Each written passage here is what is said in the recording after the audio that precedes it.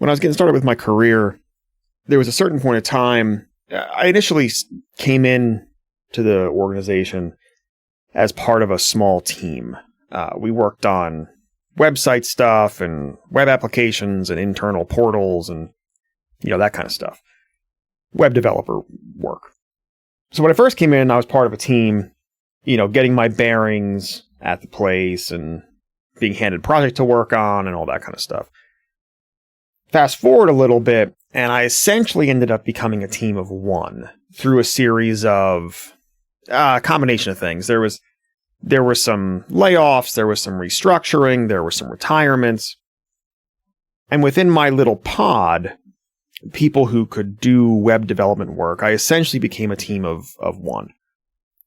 If you've never been a team of one, really no one else to hand work to or to share in those responsibilities, it has its pros and cons. There are some pros to it.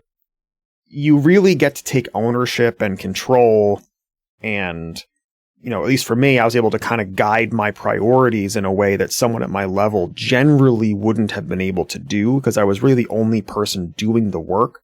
So it was relatively easy to keep my own funnel of projects and priorities and all that kind of stuff. It also really gives you a opportunity to kind of develop and spread your wings, so to speak, and work on a number of different sorts of things. Cons are probably pretty obvious too.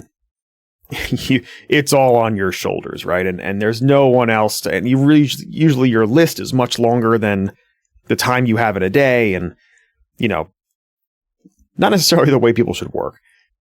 At the time, at this organization, we were still doing quite a bit of internal web development.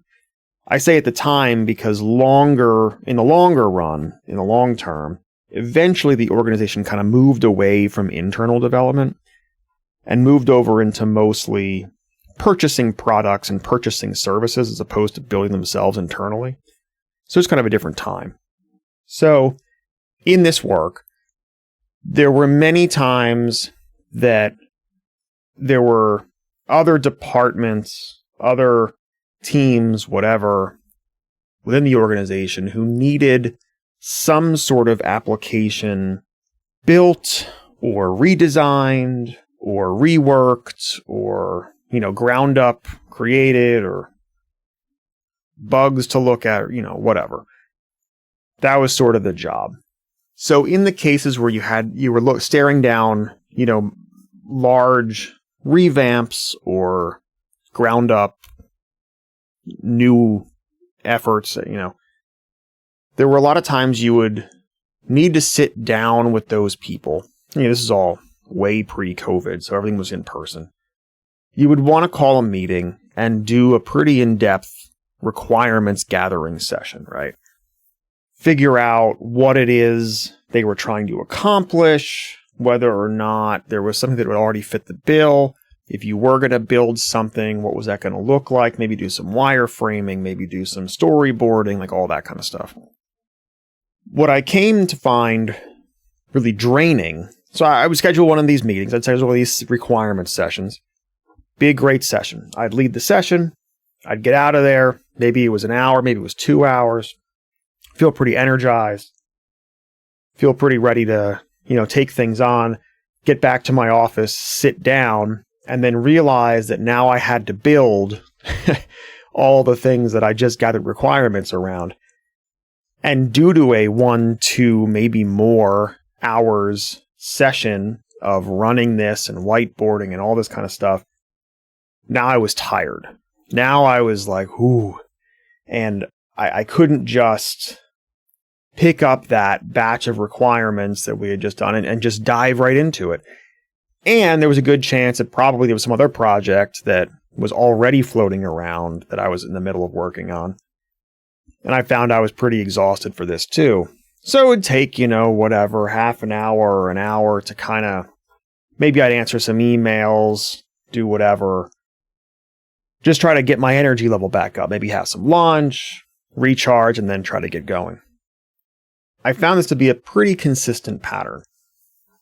And it wasn't just requirements gathering sessions I eventually learned.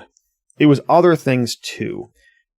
It was, you'd have that a few meetings in the morning, you'd sit down for the afternoon, and you'd be kind of just, or I'd be kind of just drained.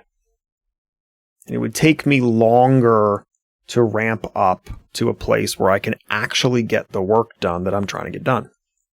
I've mentioned on this show before that there have been times in my life where I've kind of dived in a very nerdy way into productivity. I find productivity to be a really just generally interesting and an interesting rabbit hole. You can really go down the rabbit hole. It's like many other things where you can way over optimize and way over engineer, and it's like some kind of weird circle where it loops back on itself and you've become so productive that you become unproductive. But I do enjoy those types of, trying to make small changes that make sort of a big impact on what you can get done through a day.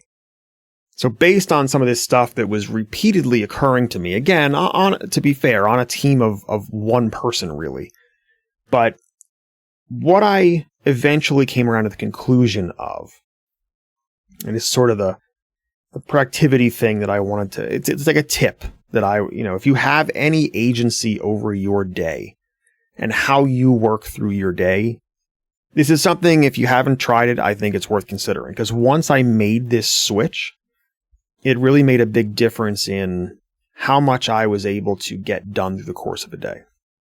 So working under the assumption that your approximate work hours are something like 9 to 5 or 8 to 4, adjust that.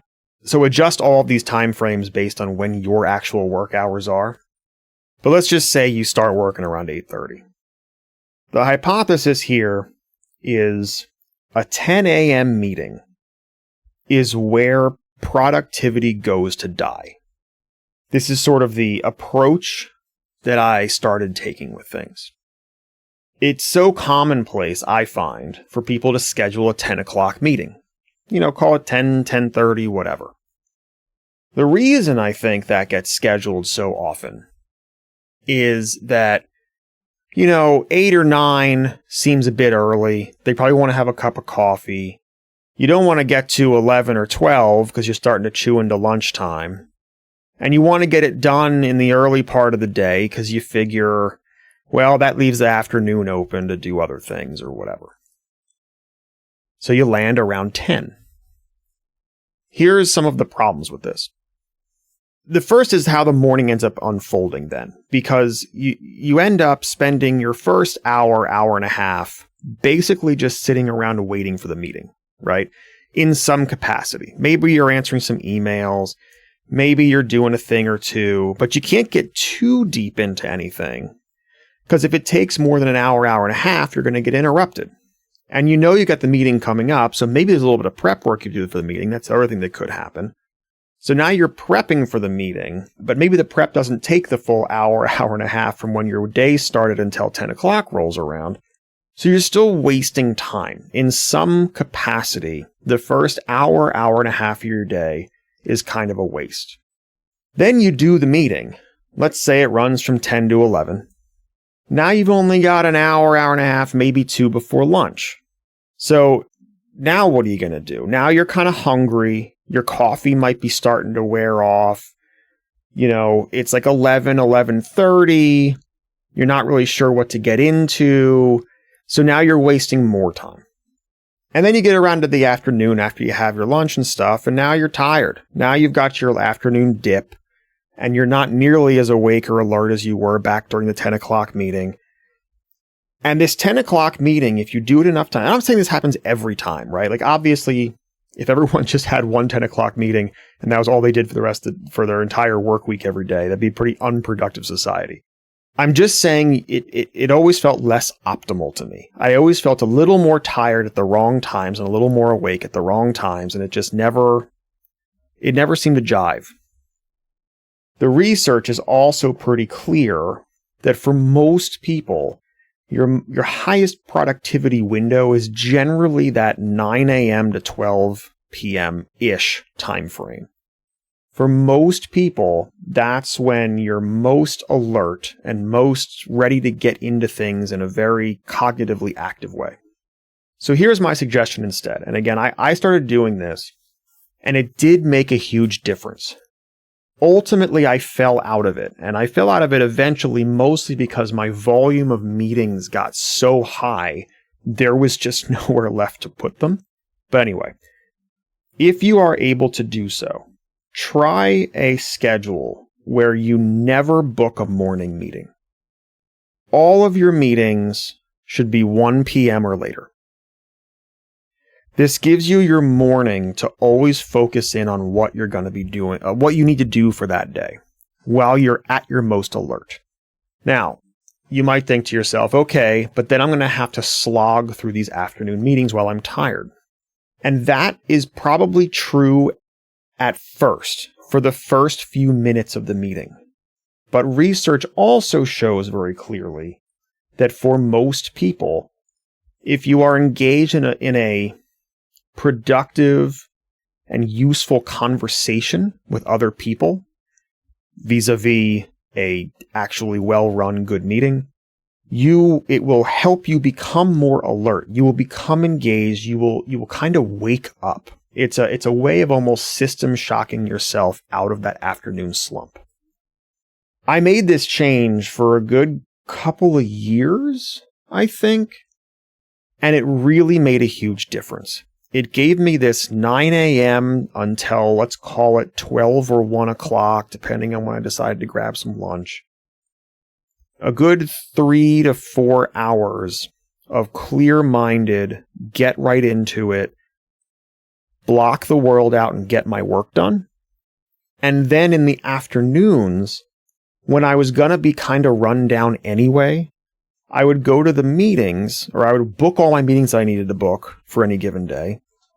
And I found that once I was in the meeting, I might drag for the first 5-10 minutes, but then I'm awake. Then I'm engaged. Then I'm interacting with other people, and it all kind of flowed very nicely. It also then provided a great way to kind of help set the to-do list for the next day, because you have all of your meetings and whatnot in the afternoon. You end your day in that way. And then you're thinking to yourself, okay, so for tomorrow's morning work session, here's what I've got to do next. And you're all teed up and ready to go. As an added bonus, research also shows, and I, again, from personal experience, kind of find this to be true, there's often another kind of smaller productivity alertness boost in the mid to late afternoon, like the 3 p.m. to 6 p.m. time slot somewhere. So hypothetically, if you worked from, sort of an ideal work day, if you can swing it, is something like start work at 8:30, 9 o'clock, do heads down work on whatever it is you're doing from about 8:39 until noon or 1. Grab your lunch, whatever. Have your meetings booked, say 1 p.m., 2 p.m., 3 p.m., that time slot, or that general window. Get done that last meeting, let's call it 3:30 with any luck. And then you've got an hour and a half to knock out a little bit more of whatever it is you need to be doing, or maybe that's your email time or whatever. But that late afternoon time slot is where you can also get a little bit, squeeze a little more blood from the stone, I suppose, if you're in a role where that's, something you need to be doing every day. So anyway, just thought I'd share the tip.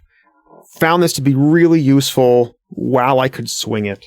Maybe you're in a role you can do this, maybe you're not. But if you are, give it a whirl. If you're finding that you're struggling with productivity and you're struggling with meetings and you're finding that you're exhausted coming out of them and whatever, give it a shot. I really found it to be a huge benefit when I was doing that.